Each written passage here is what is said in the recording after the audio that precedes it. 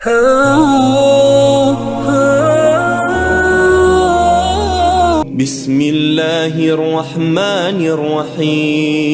Kisah Abu Kilabah ini merupakan salah satu kisah sahabat yang mengharukan.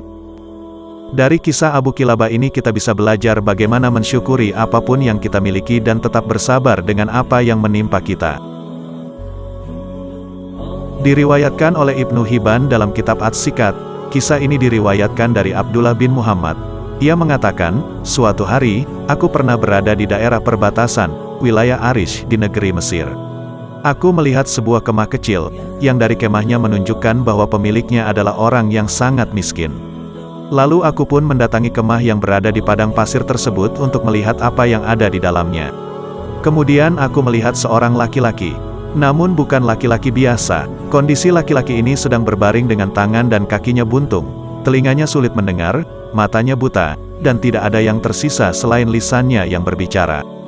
Dari lisannya orang itu mengucapkan, "Ya Allah, berilah aku ilham untuk tetap mensyukuri nikmat-Mu yang telah Engkau anugerahkan kepadaku.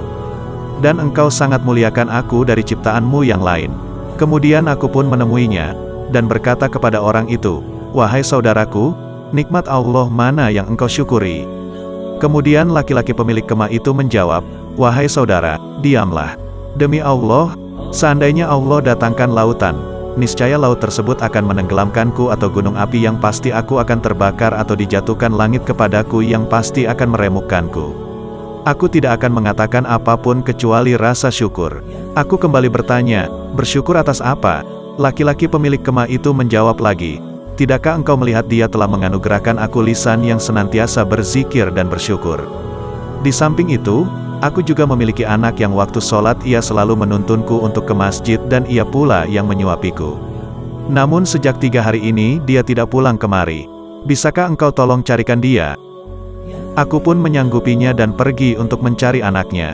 Setelah beberapa saat mencari, aku mendapati jenazah yang sedang dikelilingi oleh singa.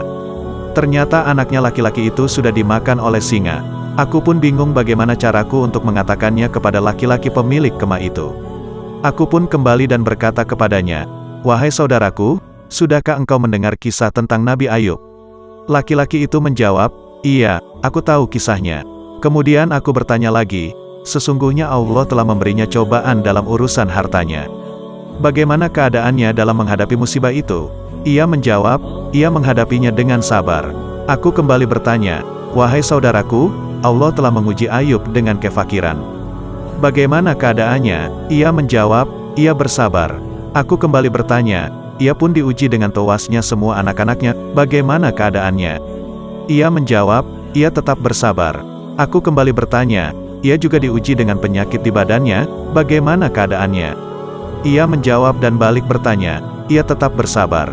Sekarang katakan padaku di mana anakku."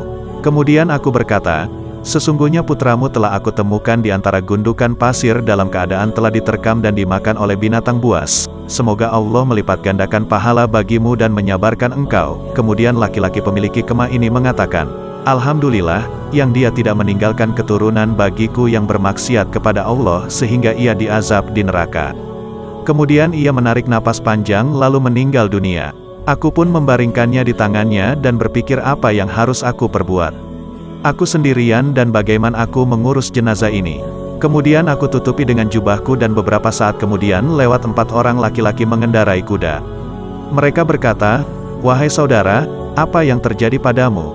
Kemudian aku pun menceritakan kepada mereka apa yang telah aku alami dan aku meminta bantuan kepada mereka untuk mengurus jenazah laki-laki ini. Mereka bertanya, "Siapa dia?" Lalu aku menjawab, "Aku juga tidak mengenalnya. Dia dalam keadaan sakit dan memprihatinkan."